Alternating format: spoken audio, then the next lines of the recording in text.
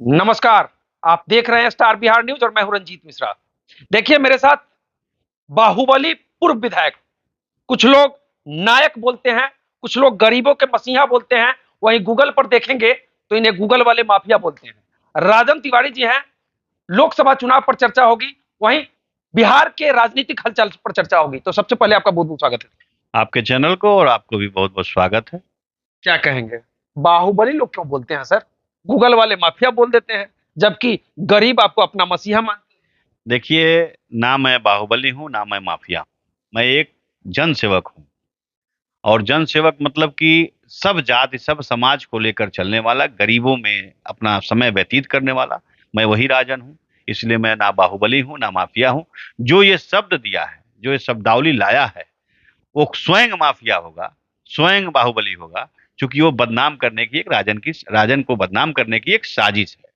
और राजन को लोग बदनाम करते करते जमाने से आ रहे हैं। 94 से मुझे बदनाम किया जा रहा है और मैं आज तक बदनाम नहीं हुआ हूँ। जनता के दिलों में तब भी राज करता था और आज भी राज करता हूँ, और अपने मरते समय तक जनता के दिलों में राज करता रहूंगा।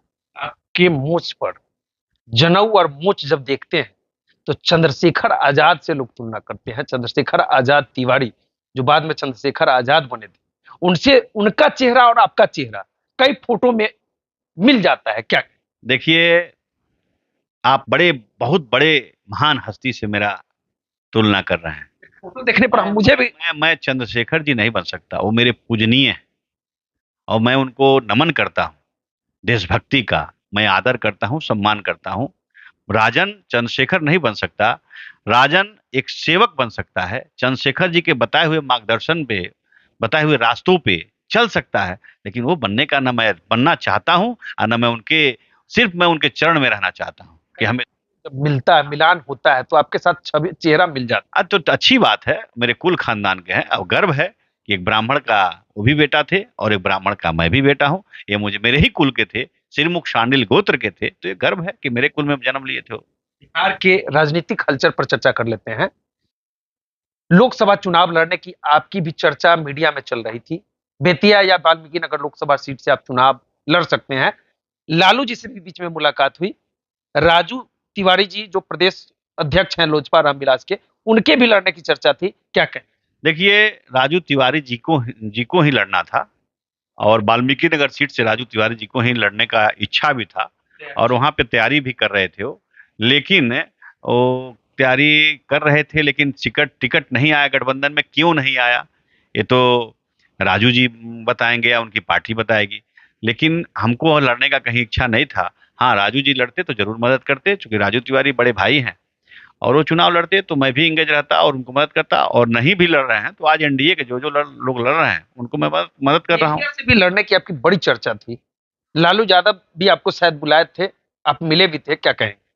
देखिए, बेतिया से बहुत लोग चढ़ा रहे थे कि चुनाव लड़ जाएं। बेतिया से बहुत लोग ये भी चढ़ा रहे थे कि आरजेडी से लड़ जाओ, आरजेडी में नहीं जाता तो मैं कांग्रेस से दिलवा देता हूँ। कांग्रेस के लोगों ने भी कांटेक्ट किया, जैसे कांग्रेस बिहार के प्रदेश के प्रभारी ने कांटेक्ट किया, कांग्रेस के दिल्ली के नेताओं ने कांटेक्ट किया। लेकिन मैं एक बार मना कर दिया कि नहीं लड़ूंगा तो नहीं लड़ूंगा। कुछ भाजपा के तथाकथित नेता, बड़े नेता, वो लोग भी चाहते थे कि मैं बेतिया में लड़ूंगा। संजय जी से उनका क्या बैर है, कौन थे वो बात पर? नाम नहीं लूंगा, लेकिन संजय जी से उनका क्या बैर है ये तो मैं नहीं जानता। लेकिन हाँ, वो चाहते थे कि मैं चुनाव लड़ूं। मैं चुनाव लड़ता तो संजय जी हार जाते, और संजय जी हारते कि नहीं हारते वो बात की बात है, लेकिन दो भाई में फ्रैक्शन तो पड़ जाता ना। राजन तिवारी किसी के चढ़ाने से तो चढ़ने वाले हैं नहीं नहीं। नहीं नहीं, मैंने संजय जी को आशीर्वाद भी दे दिया था और साथ भी कह दिया था देने के लिए। तो मैं जब कह दिया हूं तो संजय जी के साथ हूं और रहूंगा। राजन तिवारी किसी के चढ़ाने से तो चढ़ने वाले नहीं। नहीं, लोग चढ़ा रहा था, मैं देखा, बड़ी बड़ी हंसी आई मुझे कि लोग मुझे ही क्यों कह रहे हैं, लोग मुझे ही क्यों कह रहे हैं कि संजय जी के खिलाफ लड़ूं। ये क्यों नहीं कहता कि मैं वाल्मीकि नगर से लड़ जाऊं, ये क्यों नहीं करता कि मैं मोतिहारी से लड़ जाऊं। बेतिया ही क्यों लोग कहता है बार बार कि संजय जी के खिलाफ आप लड़ जाओ। और राजन तिवारी को बेतिया में लोग चाहते भी हैं। लोग चर्चा पूरे बिहार में करते हैं कि राजन तिवारी जिस दिन बेतिया से लड़ जाएंगे उनकी जीत पक्की है। चाहने के लिए तो मुझे तीनों जगह से लोग चाहता है। वाल्मीकि नगर मेरा ससुराल है, आपको पता होना चाहिए। वाल्मीकि नगर की जनता मुझे अटूट प्यार वो भी करती है। पश्चिमी चंपारण यानी बेतिया, वहाँ के लोग तो मुझे बहुत ही ज्यादा पसंद करते हैं। और मोतिहारी तो मेरा गृह जनपद है, पूर्वी चंपारण तो मेरा गृह जिला है। वहां से मैं एमएलए रहा हूँ गोविंदगंज से। इसलिए वो तो मेरा चाहत नहीं, वो तो मेरा सब कुछ है, वो तो सम्मान दिया है, वो आदरणीय है, पूजनीय है। और मैं जब तक जिंदा रहूंगा तब तक गोविंदगंज ने जो सम्मान दिया उसे नहीं भूल सकता। मेरे लिए हमेशा गोविंदगंज पूजनीय रहेगा, आदरणीय रहेगा। और मैं हमेशा पूर्वी चंपारण, पूरे चंपारण का नमन करता रहूंगा और करूंगा। चंपारण में मोतिहारी, बेतिया और वाल्मीकि नगर, तीनों लोकसभा सीट पर राजन फैक्टर रहता है। राजन फैक्टर रहता है। क्या ऐसा घूंटी डालते हैं कि राजन तिवारी के नाम पर बहुत सारे लोग जुड़ते हैं? प्यार, प्यार, गरीबों का आशीर्वाद और सबका प्यार। मैंने कभी किसी का रोआ नहीं दुखाया। मैंने हर कोई जो भी मेरे दरवाजे पे आया, कोई भी मदद लेकर, कुछ किसी भी चीज का मदद लेकर के, कोई पैरवी लेकर के, मैंने सबको पूरा किया। मुझसे बन पड़ा तो भी किया, नहीं बना तो भी किया। क्योंकि जनता मेरे लिए सर्वोपरि है, मालिक है मेरी, मैं उसका नौकर हूँ। 12 बजे रात को भी आता है तो मैं उसका काम प्रथम प्रायोरिटी में करता हूँ। मेरे दरवाजे से आज तक कोई निराश होकर नहीं गया। 2000 ईस्वी में निर्दलीय आपको जनता ने चुन दिया था, गोविंदगंज की जनता ने।